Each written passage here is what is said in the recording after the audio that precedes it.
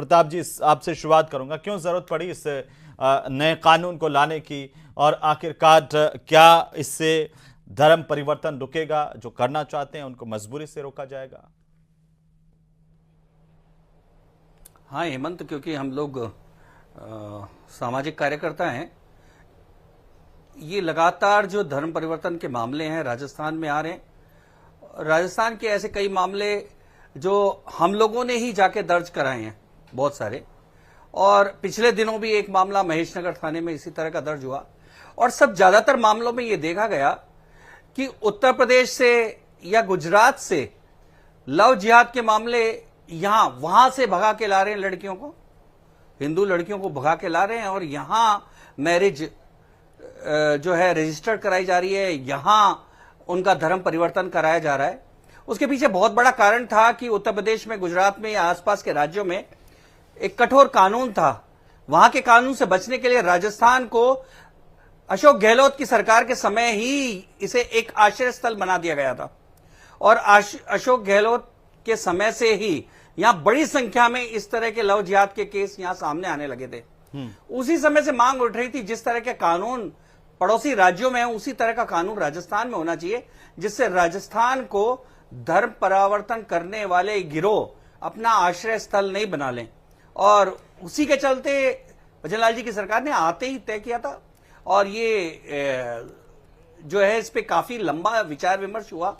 अंत में एक ऐसा खाका तैयार हुआ है जो निश्चित तौर पे जिस तरह के कठोर कानून बनाया गया है, और ये जब पास होगा, लागू होगा, तो निश्चित तौर पे यहां धर्म परिवर्तन जबरदस्ती करवाने वाले, कपटपूर्ण करवाने वाले या धर्मांतरण जो है गिरोह के रूप में करवाने वाले लोगों पर अंकुश लगेगा, डरेंगे, और कम से कम राजस्थान को अपने आश्रय स्थली नहीं बनाएंगे।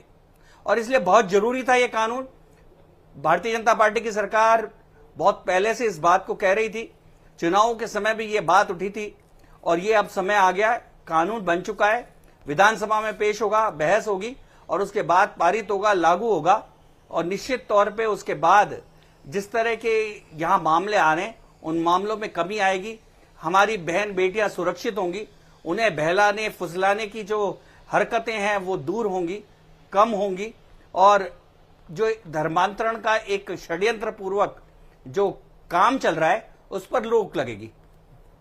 प्रताप पौरोज जी बहुत विद्वान प्रवक्ता हैं। इनको मालूम होना चाहिए कि जब लव जिहाद से रिलेटेड कोई कानून ही नहीं था तो उसमें कोई मामला दर्ज कैसे होता।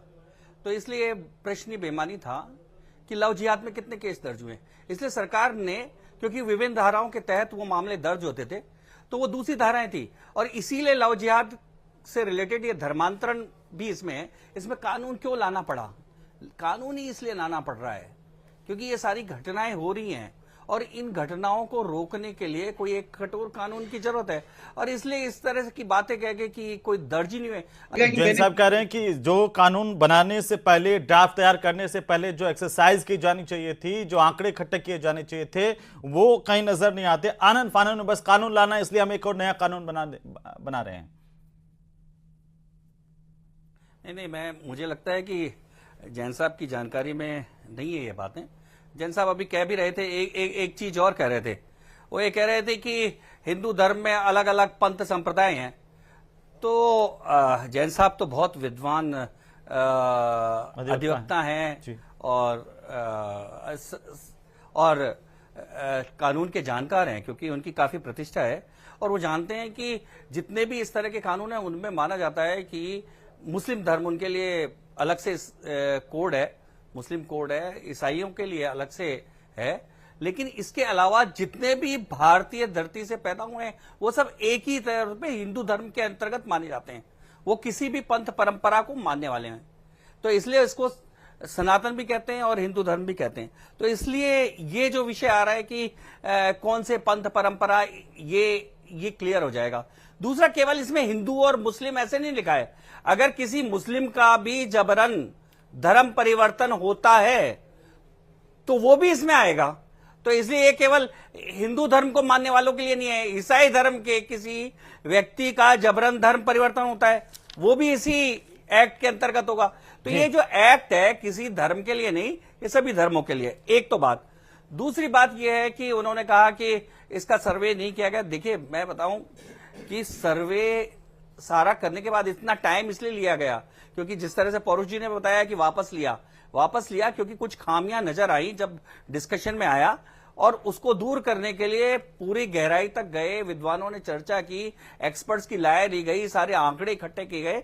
और मैं अभी लेटेस्ट बातें बता रहा हूं कि छांगुर का मामला जो यूपी में छाया हुआ है, उसके बाद बरेली में तो है ना धर्मांतरण का बहुत बड़ा जो गिरोह पकड़ा गया है। इसी तरह के मरकज सख्त कानून जो है मामले, बावजूद इतना अगर छांगुर ने इतना नेटवर्क फैला लिया आपके अनुसार, इसलिए तो पकड़ा गया।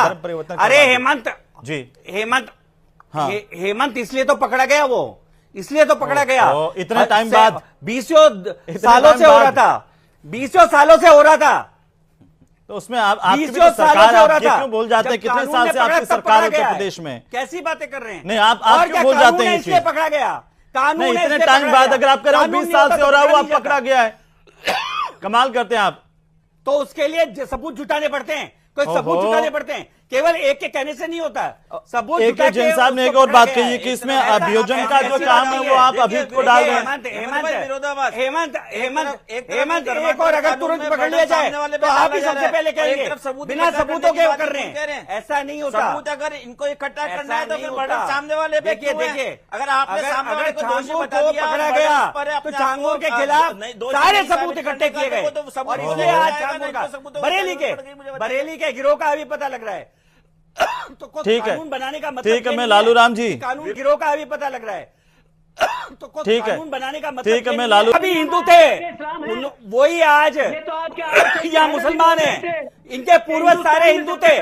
ये राम और कृष्ण के वंशज, ये धर्म परिवर्तित हैं, ये अरब से नहीं आए, ये अरब से नहीं आए, इस्लाम ने बदला इनको, तलवारों के दम पे बदला, पैसे देके बदला, ये बदले गए, इनको डराया गया तब बदले गया, इनको जबरदस्ती बदला गया। और आज जो पाकिस्तान, हिंदुस्तान, बांग्लादेश में मुसलमान है, वो सब धर्म परिवर्तित मुसलमान है।